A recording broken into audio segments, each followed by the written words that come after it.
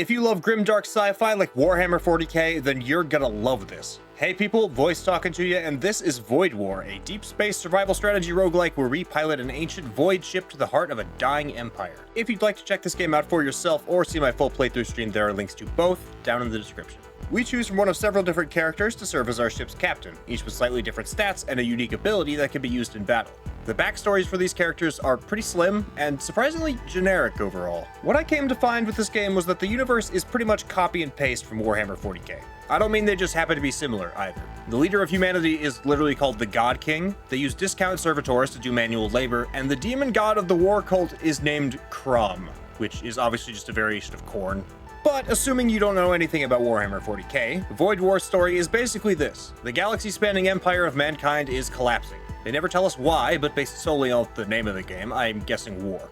I mean, there's like 6 different cults to demons or undead monsters, droves of bandits, and the Empire's scattered military all throwing their weight around. Needless to say, our voyage isn't likely to be smooth sailing.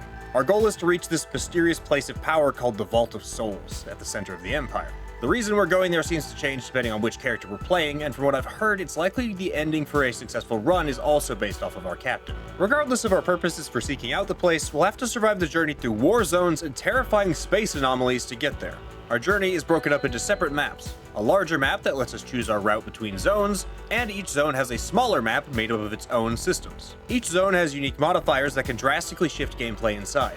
War zones are obviously more dangerous than neutral zones, but machine cult territory and plague cult territory are likely to include very different opponents.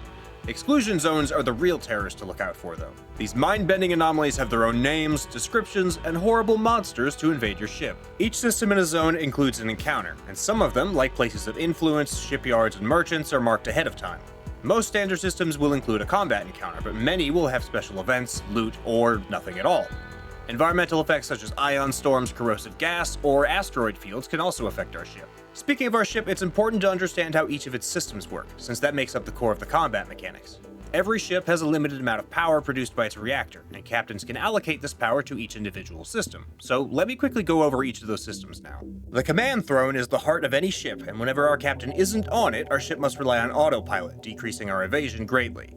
A ship's engine gives it the ability to avoid enemy attacks and jump between systems. Our weapon system provides power to our guns, each of which will require a certain amount to remain functional. Our shield system projects barriers against enemy fire, with each barrier absorbing the full damage of a single hit. The more power the shields have, the more barriers we can sustain, and the faster they'll recharge. Sensors allow us to track enemy ships and see into their interior if our system is stronger than theirs. Life support pumps breathable air into our rooms, with higher power replacing oxygen more quickly.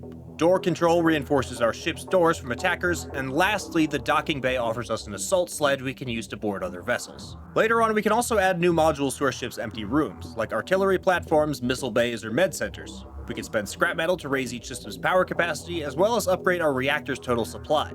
Scrap metal, by the way, is our primary currency for advancement. Not only can we use it to improve our ship, we can also spend it at merchants to purchase new weapons, crew members, and equipment, or to repair our ship.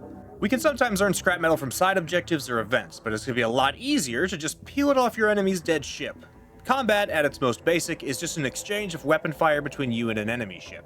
Every weapon is different, boasting a unique charging time, firing rate, number of projectiles, and damage to a ship's crew, systems, and hull. Some weapons charge quickly and deal little damage. Some fire rapidly to break through shields. Some, like missiles, can ignore shields entirely and apply special effects, but cost ammunition to use. Some shoot lasers that spawn ghouls. Some excel at killing crew. Some can disable systems or start fires, while others are just designed to create the biggest possible hole in your target.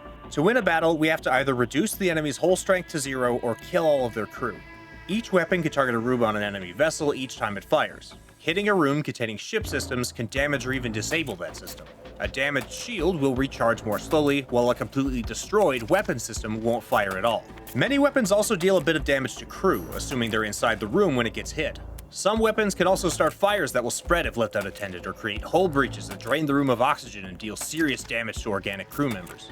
A smart captain knows how to target specific systems to cripple an enemy vessel, but an experienced captain learns that the crew has to work in tandem with the ship. Each crew member on any ship has their own hit points, resistances, and damage per second value. They can also have weapon, armor, tool, and psychic power slots to grant them new abilities or improve their core stats. You can technically run your ship with only your captain, but having a crew member running a system grants that system a pretty hefty boost. All of those tricks I mentioned we could use on an enemy ship can also be used on us, and we'll have to direct our crew to move around the ship and repair any damaged systems, seal breaches, and put out fires. We also have the ability to open or close doors anywhere in our ship remotely, allowing us to vent rooms intentionally to put out fires, flush out gas, or deny intruders any breathing room. Yes, I did say intruders. Not only will some enemies spawn alien abominations on your ship, but they can also send a raiding party to board your vessel with an assault sled. But that also means we can board them too. Raiding parties on an enemy ship can steal cargo, sabotage enemy systems, and, of course, kill enemy crew members. There is no finesse to crew combat, they just keep dealing damage to each other until one dies. It's plenty tense though, because a dead crewmate is gone for good. When overlapped with constant ship-to-ship cannon fire, psionic powers, and environmental effects, the combat becomes a chaotic mess where clever tactics can change the battle just as easily as one lucky hit. At the end of each run, win or lose, we earn a resource called Resonance that we can use to unlock new ships and commanders to start the next run with. Between the thematic chops, highly customizable gameplay, and satisfying loop, there is tons of potential here.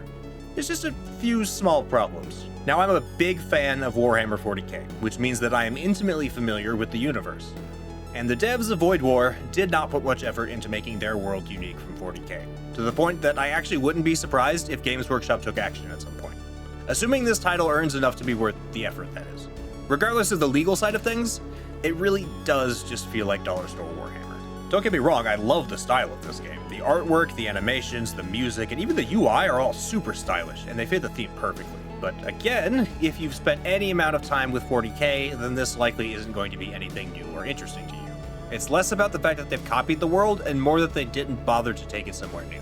Now, the full game releases today, so I could very quickly be proven wrong, and I do really like this game. But as of now, I didn't really see many randomized events where this Grimdark universe impacted my run, and vice versa.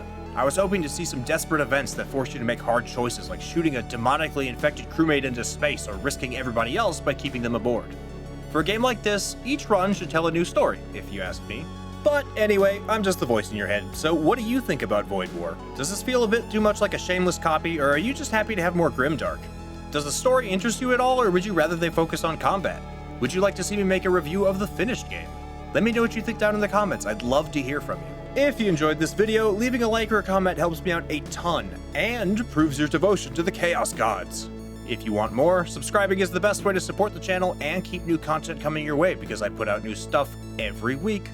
Thanks so much for listening to me today, and you'll be hearing from me again real soon.